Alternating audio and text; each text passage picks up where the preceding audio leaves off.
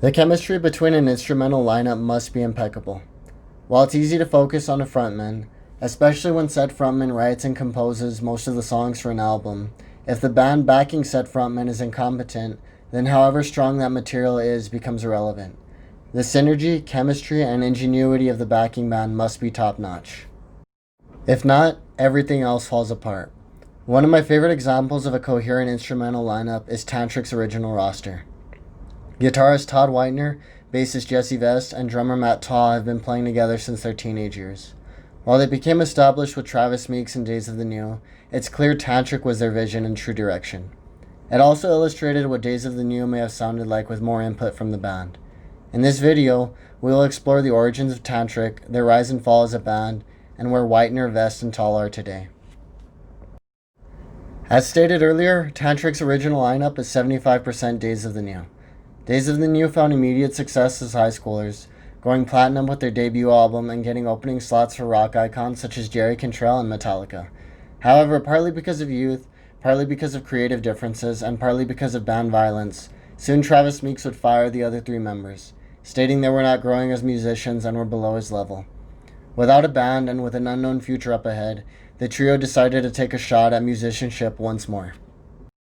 This time with Hugo Ferreira on lead vocals in place of Travis Meeks, calling their new band Tantric.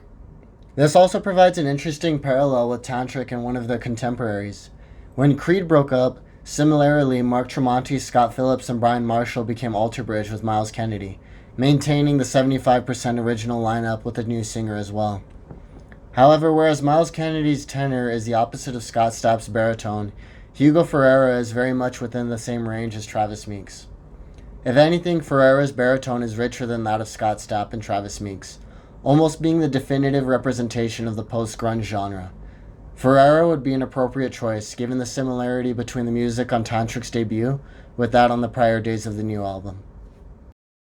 The difference being Yellow was an enigmatic reflection on the inner machinations of the mind of Travis Meeks, while Tantric's debut was much more energetic and upbeat, maintaining the acoustic sound of Days of the New while also emphasizing modern hard rock and post-grunge newly as Tantric. However, Tantric's debut is much more than some faceless post-grunge album. Tantric incorporates many aspects from various genres into their debut. Songs such as Live Your Life, Paranoid, Hate Me, and Inside Your Head possess heavy themes of bluegrass and country, not commonly found in other bands of the time. Album ballad Morning is a callback to the 80s power ballads, reminiscent of bands such as Whitesnake or Motley Crue. Lastly, the band's commitment to the strength of grunge is unmatched, with a clear Alice in Chains influence on songs such as I Don't Care, Astounded, and All of Myself. One of my personal descriptors for original Tantric is the vocals of Creed with the melodies of Alice in Chains. No song displays this better than hit single Breakdown. Breakdown captures the chemistry between every member of the band and is an excellent example of lineup synergy. Ferreira's vocals smoothly soar over the coherent rhythms of the band, the song's lyrics pertaining to one's attitude and actions catching up to them. The element of post-grunge is even present amongst the appearance of the band members, with Hugo Ferreira bearing a striking resemblance to Creed's Scott Stapp, and Todd Whitener looking like the Alice in Chains member that never was. Tantric as a band proved to be a moderate success, with Breakdown being a #1 hit and Astounded a top 10 hit. The band became established touring with high-profile contemporaries such as Creed, Fuel, and Three Doors Down. Soon thereafter, Tantric's self-titled debut would be certified gold. Though it did not reach platinum status as their predecessor band did, it was absolutely a worthy and admirable feat for a band completely starting over. This is Tantric's only album to have any certification in the United States. Once more, an interesting parallel Tantric share with Alter Bridge. Pressure for a follow-up was high. Maverick Records apparently interfered with the direction of the sophomore album titled After We Go, insisting that the band include a cover. Tantric selected Fleetwood Mac's The Chain as a spur-of-the-moment choice, which would go on to become one of their most well-known songs. The album maintains the acoustic style present on self-titled and Yellow. However, it is also notably more focused on hard rock than the aforementioned albums. Whereas Alice in Chains comparisons were noted with Yellow and self-titled, After We Go elaborates on those similarities. Todd Whitener's vocal melodies are treated as an additional instrument backing Ferreira. The album's emphasis on hard rock unfortunately downplays some of the unique aspects of Tantric's sound. The bluegrass and country melodies are not as present on After We Go as they were on the debut. Regardless, there are unique elements on After We Go absent on self-titled. For example, Chasing After illustrates how proficient Tantric is in heavier music, with the song being borderline metal. Falling Away, Hero, and The Chain show off the band's prowess with acoustic rhythms juxtaposed with heavy choruses. Lastly, the lyrical themes on this album come off as more personal and less metaphorical as they were on self-titled, with title track After We Go, Hero, Falling Away, and All Right being introspective and motivating songs for change in one's life. The album charted at number 56 on the Billboard 200, becoming Tantric's highest charting album to date. Unfortunately, After We Go could not maintain nor build a strong sales footing in the same way self-titled did, and eventually faded out of the mainstream. Lead single Hey Now became a top 10 hit, but succeeding singles After We Go and The Chain failed to have the same impact. Though the band would tour in support of the album, imminent changes lay ahead that would alter the band tremendously. A follow-up album, After We Go, was interrupted by bassist Jesse Vest announcing his departure from the band, citing touring burnout and a desire to spend more time at home with his family. Jesse Vest continues to maintain a profile as a local musician to this day. With their bassist absent, Tantric decided to record their third album, dubbed Tantric 3 or T3 by the band and fans, appropriately as a trio. This time with Todd Whitener playing bass to complement Matt Tall's rhythm section. Once more, this draws a precise similarity between Tantric and Creed, as guitarist Mark Tremonti also took over the bass on Creed's third album, Weathered, in place of Brian Marshall. 13 songs were completed for Tantric 3, making this the first time Tantric would release an album with more than 12 songs on the final track list. Supposedly, Tantric 3 featured Todd Whitener at his most prominent on vocals, with Ferrera referring to Todd as co-vocalist on the album. This is especially evident in songs Letting Go and Stay With You, which feature Ferrera handling the verses while Whitener performs the chorus.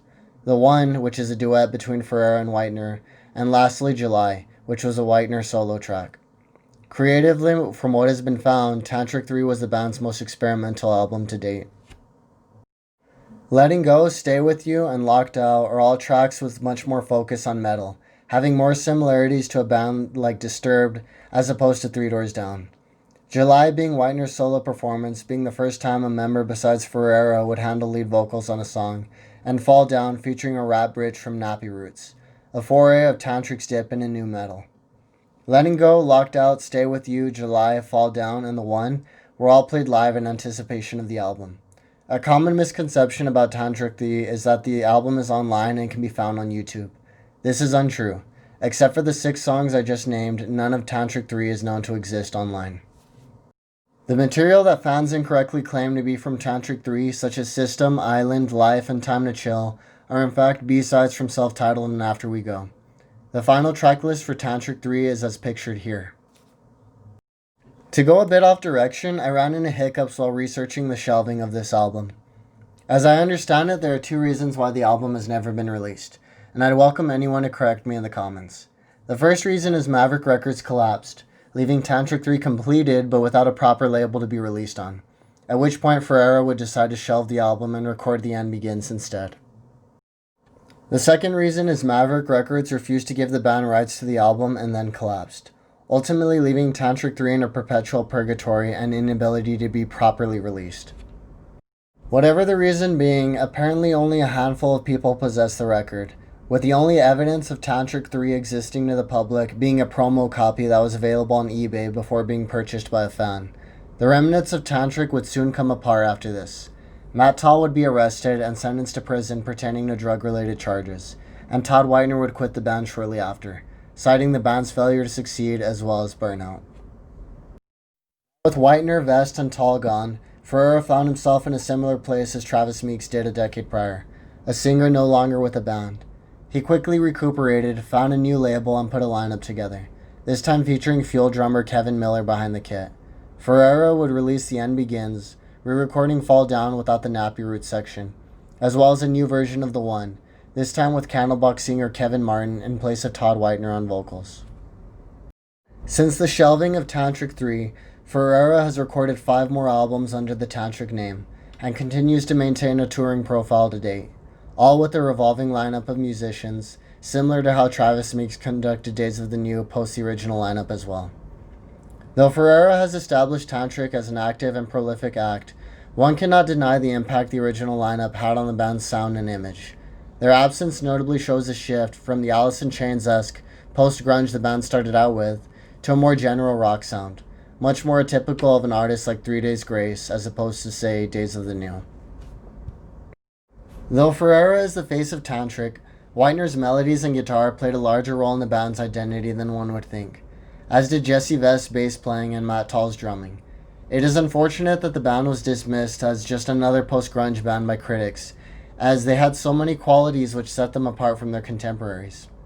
Tantric is also a harrowing tale of the struggle and intimidation the music industry represents, seeing as the demise of the band came less from internal drama or drug addiction, and more so from financial burden and a lack of cooperation from their record label.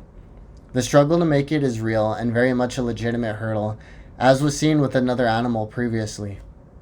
So what did happen to Todd Whitener, Jesse Vest, and Matt Tall post-Tantric? As stated before, Vest maintained a profile as the bassist for local act the Louisville Crashers, a band he is still a member of today. Whitener would pursue a solo career, releasing his debut album Connectivity, and Tall would remain absent from music until 2014. As fate would have it, the band would reunite to perform with Travis Meeks in Days of the New for the first time in 17 years. A reunion tour appropriately titled Full Circle would commence to success, with some fans driving across states and for dozens of hours just to see the original lineup.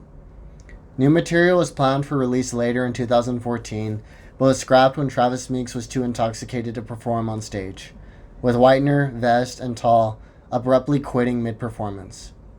The three would go their separate ways once more. That is until 2019. Todd Whitener announced a collaboration in order with the singer he had always been excited to work with, stating that it may become a band so long as a bassist and drummer can be found. Several months later, it was revealed that Jesse Vest and Matt Tall have reunited with Todd Whitener, this time with Submerged singer and former Creed label mate Donald Carpenter on lead vocals. Now called Blisskrieg, the band is on the cusp of finishing their debut album, and once more than 20 years later, have been brought back together. There is much to be said for Todd Whitener, Jesse Vest, and Matt Tall. Much like the DeLeo brothers with Eric Kretz, or Mark Tremonti, Scott Phillips, and Brian Marshall, there is a genuine musical brotherhood that can only be found in lifelong collaboration and musical understanding. These three are now on their third frontman together, creating music they love, a feat not too many friends can obtain once playing together as teenagers. One thing can be said for certain: while the frontmen may change, Whitener, Vest, and Tall certainly bring out the best of each other once they pick up their instruments in the same room.